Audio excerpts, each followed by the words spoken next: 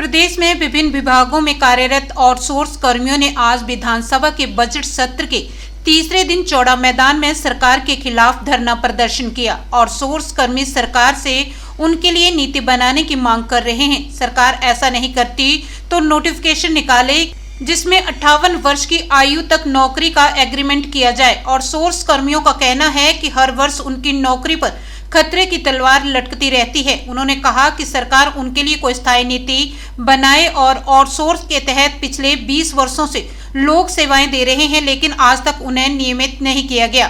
ठेका प्रथा पर सरकार को लगाम लगानी होगी। ठेकेदार तो मुनाफा कमा रहे हैं, लेकिन उनको दी जाने वाली सैलरी नाकाफी है।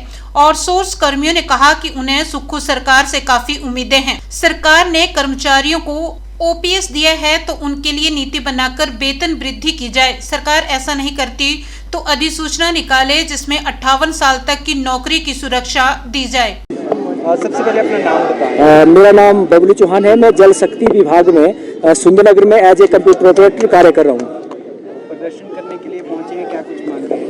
सर, सबसे पहले तो मैं आप मीडिया बंधु का यहाँ पे पधारने पर सभी का हार्दिक अभिनंदन एवं स्वागत करता हूँ, क्योंकि आप लोगों के सहयोग से ही हमारा जो ये कार्य है आगे बढ़ रहा है, क्योंकि आपकी सहयोग के बिना हम लोग कुछ नहीं कर सकते।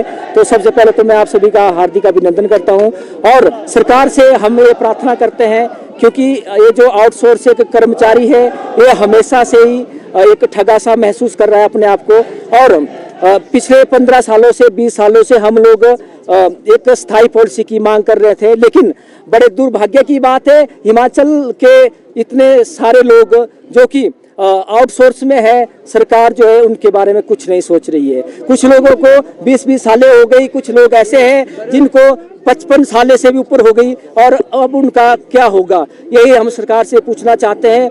हम चाहते हैं कि सरकार हमारे लिए कोई ऐसी स्थायी पॉलिसी बनाए, और अगर स्थायी पॉलिसी नहीं बना सकती, अगर हमें सरकार रेगुलर नहीं कर सकती, तो हमारे लिए एक नोटिफिकेशन सरकार जो है निकाले कि 58 साल तक जो है हमें नहीं निकाला जाए, ताकि जॉब सिक्योरिटी हमारी बनी रहे। क्योंकि हमें हर साल जो है हमारे गले में एक तलवार लटकी रहती है कि हमारा अब एग्रीमेंट न्यू होगा कि न्यू होगा।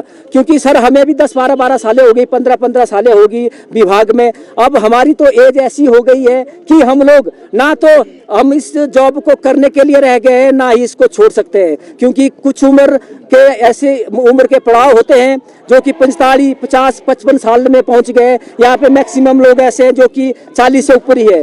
अब हम लोग तो नया काम भी कोई शुरू नहीं कर सकते, क्योंकि कोई भी काम शुरू करने के लिए हमें कम से कम 10-12 सालें लगती है। अब हम इस उम्र के पड़ाव में हैं कि अगर हम नया काम शुरू करेंगे तो हम लोगों को 8-10 सालें लगेगी, उतने में हमारी उम्र निकल जाएगी। हमारे बच्चे इतने बड़े हो गए हैं कि पूछते हैं पापा आपकी सैलरी कितनी है, आप रेगुलर जॉब में हैं। लेकिन बड़े दुर्भाग्य की बात है, हम लोग जो है सरकारी काम करते हैं, सरकारी विभागों में कार्य कर रहे हैं, लेकिन हमें जो है वेतन सिर्फ नाम मात्र का दिया जाता है। कईयों को 8,000, कईयों को 10,000 और कईयों को 15,000। हम सरकार से यही मांग करते हैं कि सरकार जो है ये जो ठेकेदारी प्रथा है, ठेकेदारों को जो है मुंह मांगे कीमत मिल रही है। हर एक कर्मचारी से जो है 3,000, 4,000, 5,000 अलग-अलग डेजिग्नेशन के हिसाब से, और हर एक कर्मचारी से जो कमीशन ली जा रही है। तो हम सरकार से यही प्रार्थना कर सकते हैं, क्योंकि सुखविंदर सिंह सुक्खू की सरकार से हमें बहुत उम्मीदें हैं।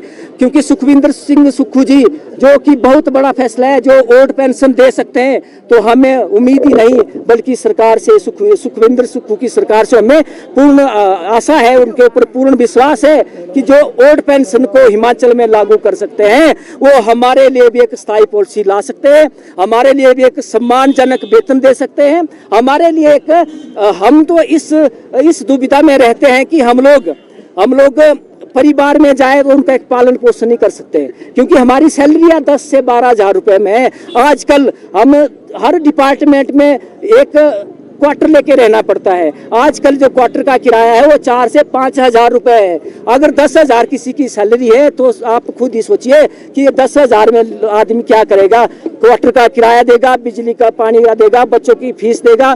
कई मदर फादर है हमारे और वो बूढ़े हो गए, उनके लिए भी हम क्या कर सकते हैं। हम अपना गुजारा नहीं कर सकते, अपने परिवार का गुजारा क्या करेंगे। तो बहुत बहुत धन्यवाद जी। हम सरकार से यही मांग करते हैं कि जो है ये जो ठेकेदारी प्रथा है इसको बंद किया जाए और हमारे लिए एक स्थायी पॉलिसी लाई जाए। जब तक अगर स्थायी पॉलिसी नहीं लाई जाए तो सरकार जो एक नोटिफिकेशन जारी करे कि 58 साल तक हमें ना निकाला जाए और समान काम का समान वेतन दिया जाए और हमें जो है जो आउटसोर्स के बाहर भी निकाले गए कर्मचारी है, हम सरकार से यही मांग करते हैं कि उनको भी जो है विभाग में लिया जाए, उनको भी किसी हिसाब से विभाग में मर्ज किया जाए, हमें भी इसमें मर्ज किया जाए और एक स्थायी पॉलिसी लाई जाए। बहुत बहुत धन्यवाद जी आप सभी लोगों का।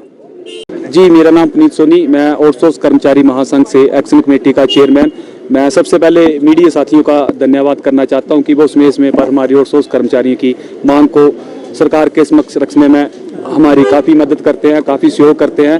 तो हमारी जो मांग है, आपने देखा होगा कि हर बार जब विधानसभा होती है तो आउटसोर्स कर्मचारी शिमला में, कभी धर्मशाला में आता है। आपको पता है कि आउटसोर्स कर्मचारियों की सैलरी कितनी, 10,000 आउटसोर्स कर्मचारियों को सैलरी दी जाती है और हिमाचल से आते हैं। कुछ एक साथी हमारे ऐसे भी हैं जो पैसे किसी से मांग कर उधार लेकर आते हैं और हर बार सरकार हमें आश्वासन ये दे देती है कि हम आपके लिए एक पॉलिसी बनाएंगे।